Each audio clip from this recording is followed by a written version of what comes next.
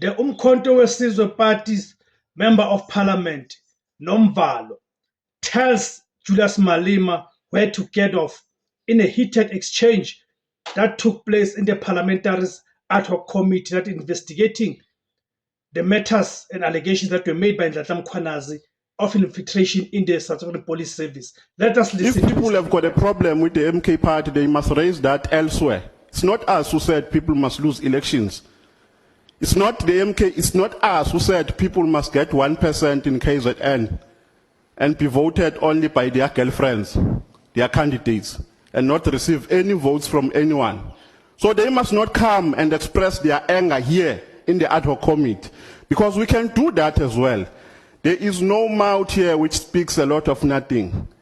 If there's anything that does a lot of nothing, is a nose that can't even control Mafinyila.